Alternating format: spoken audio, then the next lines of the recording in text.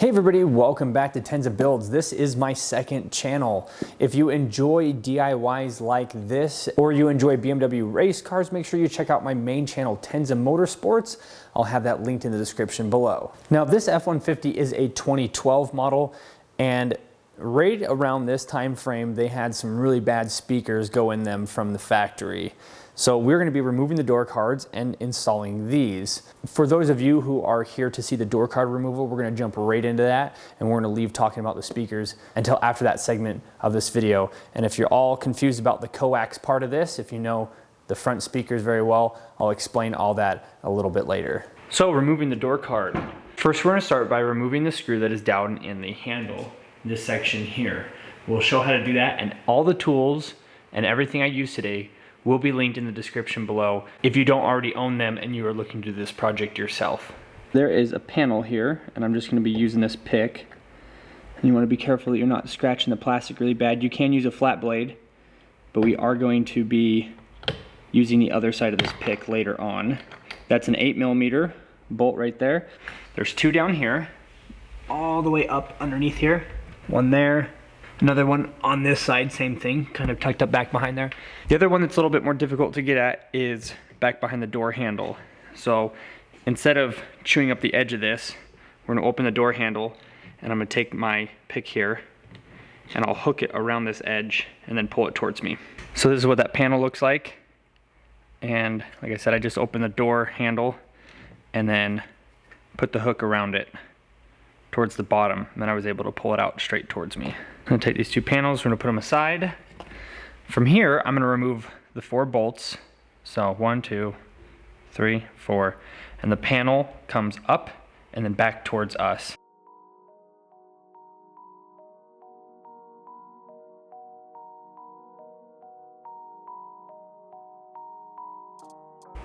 So this is probably the most complicated thing about removing the door card is this, and it's really not that difficult. So you can spin this blue piece, and on the other side you can see that there's tabs that you squeeze in. So you'll put the tabs that squeeze in up and down. So all I do is spin it like this, and then I'm gonna take a pair of pliers and squeeze those tabs and then push it out.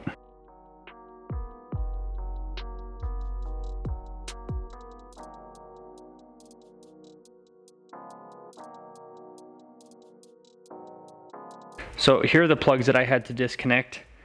I'll just show these real quick. So there's a release clip on them, and you'll have 4 of them in total. This whole section ended up sliding out on the door, which is fine because I'll clean all these out, but normally you would disconnect it. Same thing, there's a release clip right there, so you just would push it and release it. So you got those 4, this is the driver's side, those 4, and your door handle. And that's pretty much it. Pretty simple door card removal. Now those of you who are here to watch me replace the speaker, it looks like the speaker is OEM, and I'm happy about that because the speaker sounded terrible, meaning one of two things. One, it was OEM and they were blown, or 2, the cheap head unit that somebody put in here, this big touch screen, wasn't powering an aftermarket set properly. So this gives me a little bit of hope, since these are OEM and they sound bad, that it's just a blown speaker, and hopefully that head unit will have enough juice to run our Polk audio. So let's go take a look at those speakers. We'll unbox them and I'll explain why I have a coax setup instead of a component. All right, speaker time. Really excited about this. Polk Audio is a fantastic company. I've done a lot of systems using their products. One of the things that I've learned over the years is the tweeters. If you do not get a soft dome tweeter, they are very harsh. And where this truck has the tweeters up in the A-pillars, if the tweeter has a harsh sound, it's gonna be very difficult to tune that out. I did a stereo system, head unit and everything, on a 2nd gen Dodge Ram. That system sounded absolutely fantastic, but the tweeters in the A-pillars point right at your face, and we did not do a soft dome because we were trying to be budget. We got these on a really good sale. I'll make sure to have these linked in the description. Because the A-pillar tweeters on this truck don't point directly at your face, I'm going to install these, and if this tweeter here and the tweeter that's up top are okay together and it's not overpowering, I'll be okay, and we'll just leave these and we'll purchase another set for the rear. If it's too much, I'm going to move this set to the rear and then put a set of components in the front. The stock tweeters that are in this truck sound fairly mild. So that's the plan. These go in the front. If it's too much tweeter, we'll move these to the back and do coax in the front. I looked at reusing this. I pulled it off the old speaker because I thought maybe that this was touching the door card, which is why there would be foam on it. And inspecting the foam, it doesn't look broken down or anything like that, so I don't think I need this. And when it comes to the volume output, this is going to decrease the output by quite a bit. The holes aren't very big, and this is a really thick piece of plastic. So we're not going to be reusing this. You can if it ends up matching yours. The next thing that we need to talk about is the speaker harnesses. So I have one here already done up. All I did was zip tie it because it is going to go further than it did originally, and the plugs are on this side. So I just zip tied it so it didn't hang out in the back there. So we're going to plug that in there. And then this goes into the back of the speaker, and luckily enough, it already has the proper connector. So one of these is narrower than the other one. So the narrow one goes onto the negative and the bigger one goes onto the positive. And what's nice about this is the holes line up with these ones as well. So I'm going to get this bolted in. It's not going to be anything super exciting. I'll just run the screws through it and make sure to plug in the wiring. And then before we do the other side, I'm going to turn on the truck and make sure that this all works and sounds like I think it should.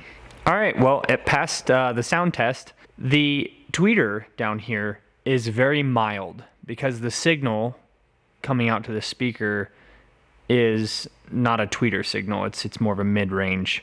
With it pointing at your leg, basically, it's more full. It makes the truck sound more full, but it doesn't sound like overpowering. And again, where these tweeters on the A-pillars aren't pointed right at your face, they're kind of pointed in that direction.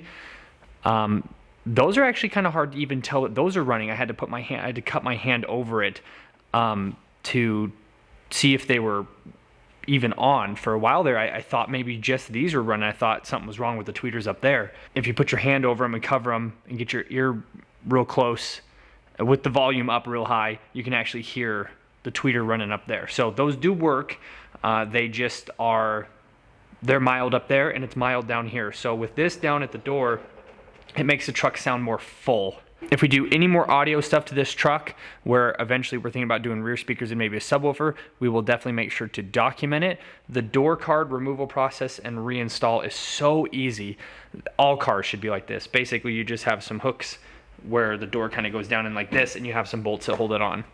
I don't know why everybody else can't seem to figure that out, but every time I take a door card off, it's this huge clip breaking, screw missing project. I was actually dreading it until I saw how to take this apart properly, and it's really not bad at all. Thanks everybody so much for watching, and we'll see everybody in the next video.